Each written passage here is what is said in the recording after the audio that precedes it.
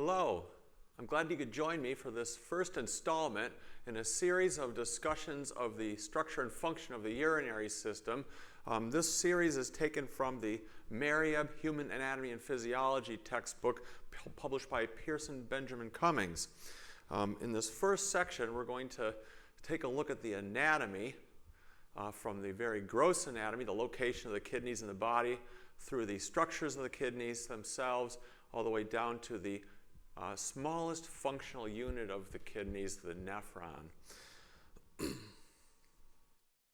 The kidney has a number of functions, some of which will be very, very familiar, and some of which may not be quite as familiar, so I thought we should start out by just listing out some of the functions of the kidneys. And then as we go through this chapter, you can be keeping those things in mind and looking for where they turn up, where the explanations, the mechanisms that underlie those functions arise.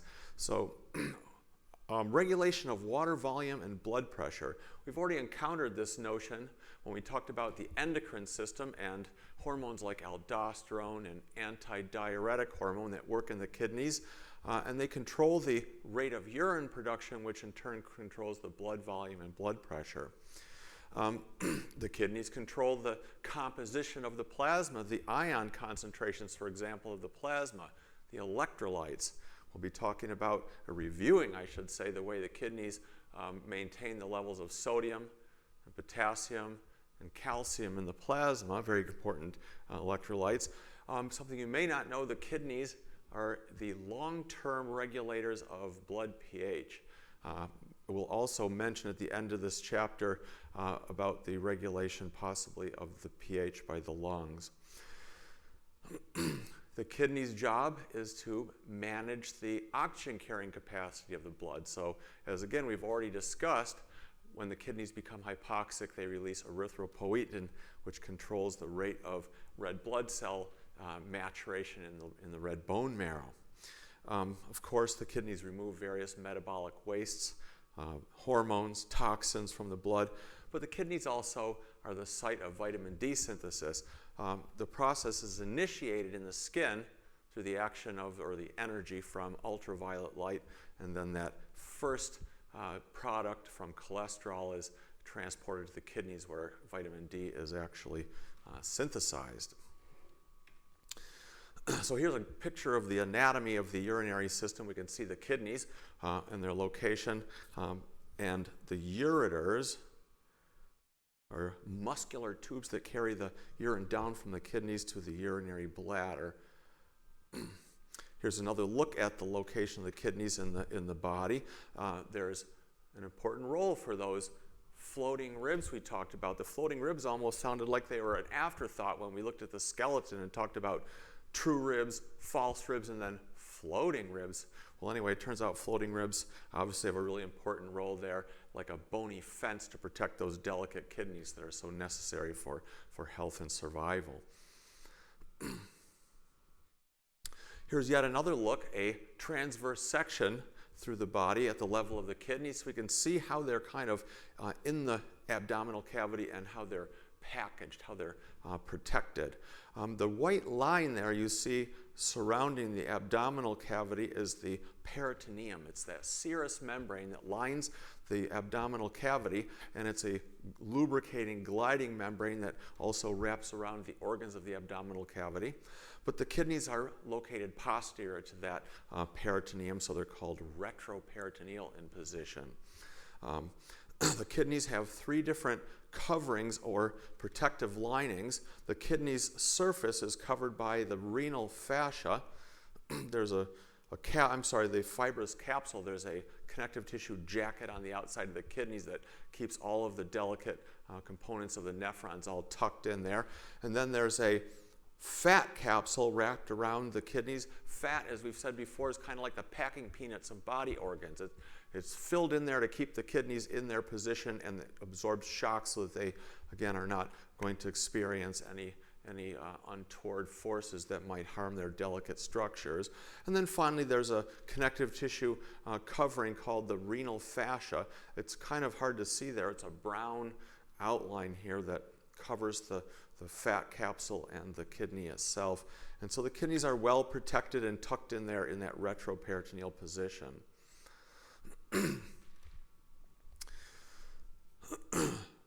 The kidneys themselves, let's quickly look at a diagram of the kidneys, and we can see some structures I'd like to highlight right now.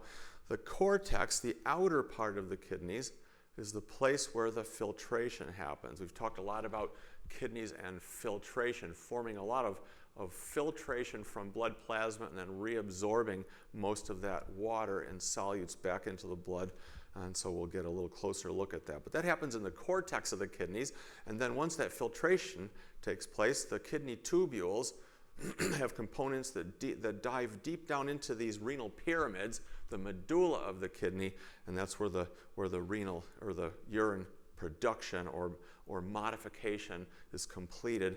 And then the urine will drip out into the calyces, these hollow areas here, and then down into the renal pelvis, and finally down into the ureters, which will carry the urine down into the urinary bladder. So I've just written those things out here in word form so that if you're following along later, you can keep track of what we talked about. Thinking about the blood flow in the kidney, it's going to turn out to be very interesting the way the blood vessels are arranged in the kidney, very unique. And so here's a quick introduction to the way the blood vessels are oriented in the kidneys. The renal artery carries the blood in and then branches to form interlobar arteries. The lobes of the kidney are these renal pyramids, and all of the cortex that's outside of them or above them. So I've drawn in one lobe of the kidney, and in between those lobes of the kidney are the so-called columns. They're structural material that sort of supports those delicate medullary structures.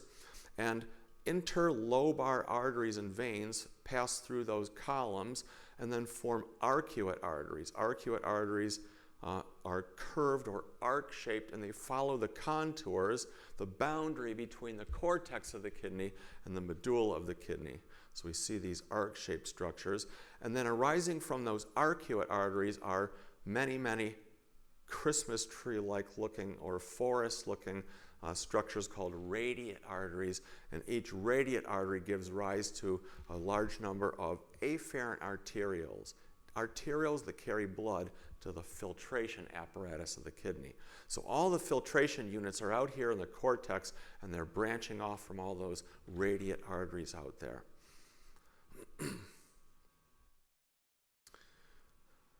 And here's a couple of slides that just in words and in this schematic diagram or list out of the structures remind you of those different blood vessels there. All right, now let's look in at a more magnified view of the kidneys and look at the smallest functional unit of the kidneys, the nephron.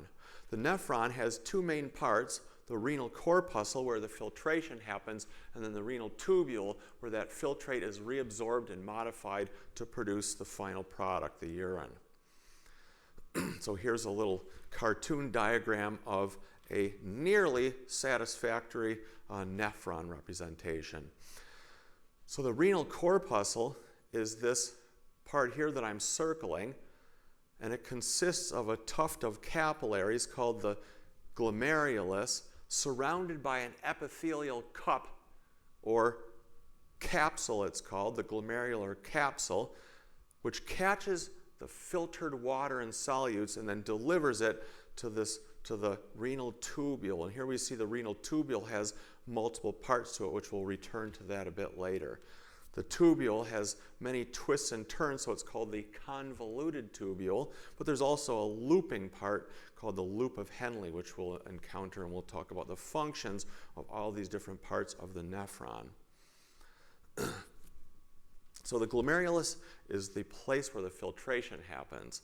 There's an afferent arteriole that carries blood to the glomerulus, and here we see an afferent arteriole branching from a radiate artery, carrying blood to the glomerulus, and then there's an efferent arteriole leaving from the glomerulus, carrying the blood away, and as we'll see, there's a very important and unique arrangement of blood vessels. There's an epithelial cup, again, wrapped around that glomerulus called the Bowman's capsule.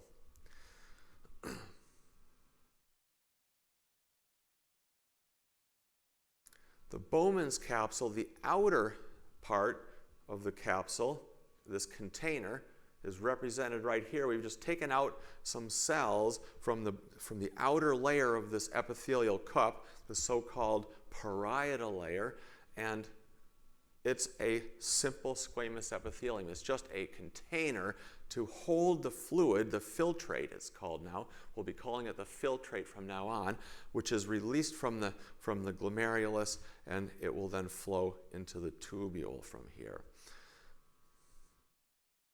The next part, the inner lining of the capsule, is a little more complicated, shown in this picture. It's made up of cells. The so-called visceral layer is made up of cells called podocytes. And the podocytes wrap themselves around the surface of all of the capillaries, the web of capillaries that is the glomerulus. So there's the water must filter through the epithelial wall, the endothelium of the capillaries of the glomerulus, and then through the basement membrane, and then through the visceral layer of Bowman's capsule, these podocytes.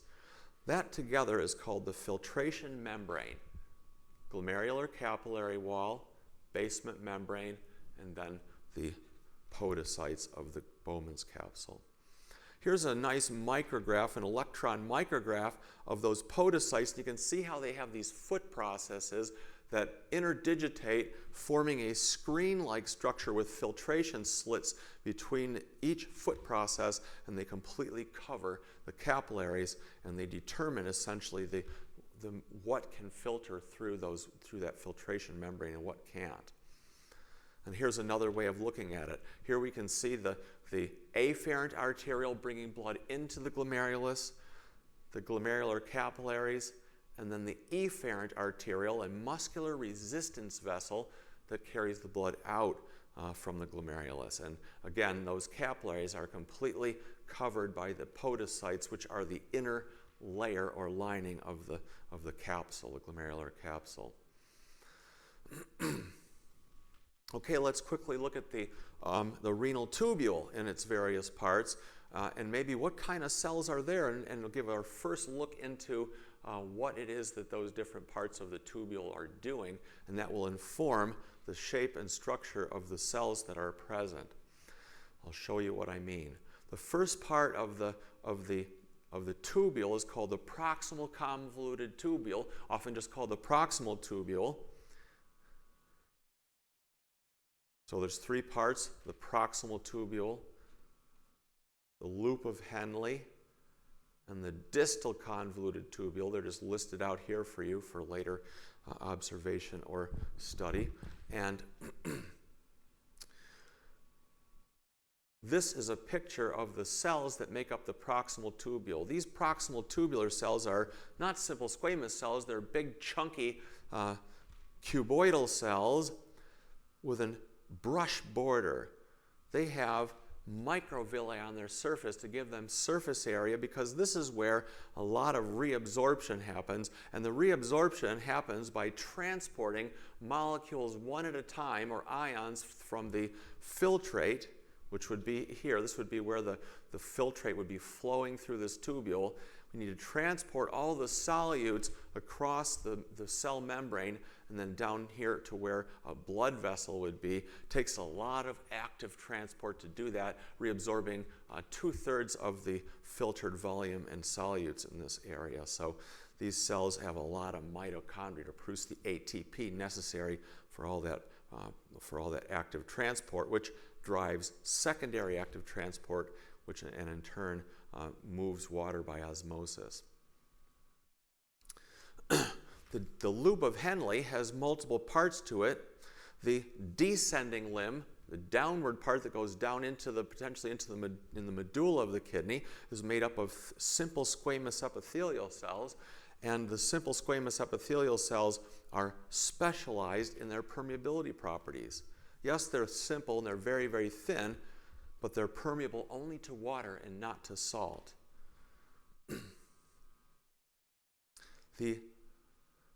The thin ascending limb of the loop of Henle, when we start our way back up towards the cortex, are also simple squamous epithelial cells, but they're permeable to salt and not to water. So simple, yes, but not without some character.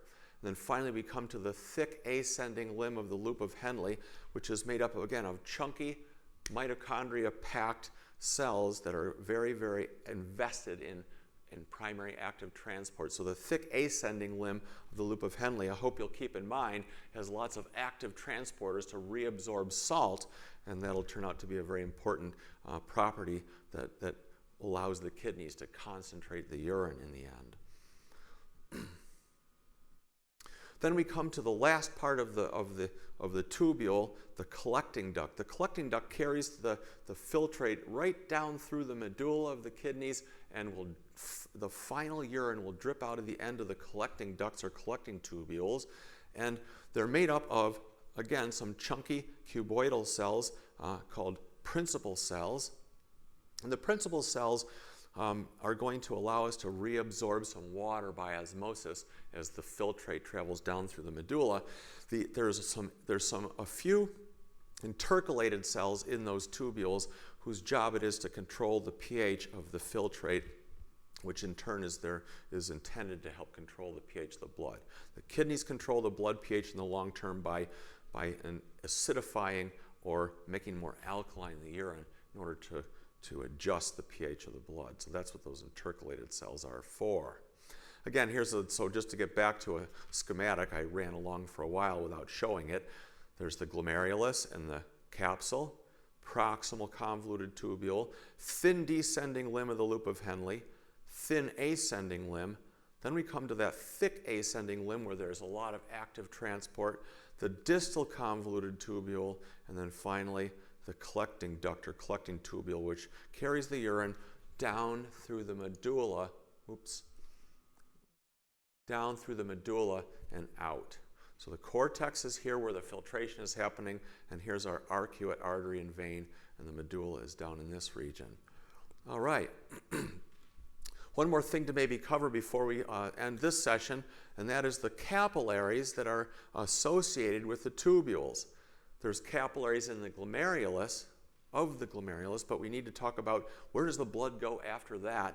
And it turns out there's two kinds of nephrons, which are kind of defined by the type of capillaries they have and the shape of their loop of Henle. Most of the nephrons are cortical nephrons, they're called, and they have a short loop of Henle. Most of the tubule resides in the cortex of the kidney. The efferent arteriole carrying blood out from the glomerulus after the filtration step gives rise to capillaries called paratubular capillaries. It just means around the tubules. Paratubular capillaries, which will collect the water and solutes that are going to be reabsorbed by that proximal and distal tubule right back into the blood, and then that paratubular capillary will attach to a venule and then to the radiate vein. About 15% of the nephrons are called juxtamedullary nephrons, and they have a long loop of Henle that travels all the way down to the depths of the medulla, forms a hairpin loop, and comes right back up to the cortex. Now these juxtamedullary nephrons also have a long looping capillary that arises from the efferent arteriole. They don't have a paratubular capillary. They instead have what's called vasa recta. The vasa recta is the name of this looping capillary arrangement of the juxtamedullary nephrons.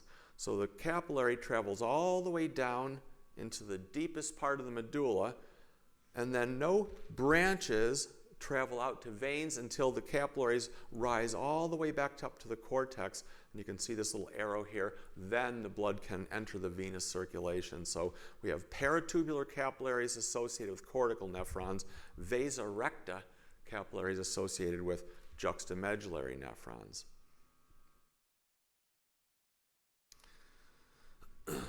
A little bit about the capillaries. The glomerular capillaries are fenestrated capillaries, and they're highly permeable. It's very easy for water and small solutes to filter. This is not diffusion. This is bulk movement of water and small solutes across the wall of the fenestrated or windowed capillary of the glomerulus.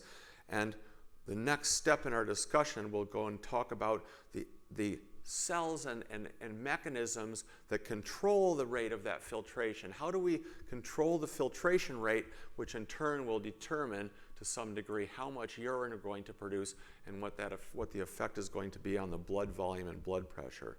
So that's the end of this section, and we'll come back and take on regulation of glomerular filtration in the next session.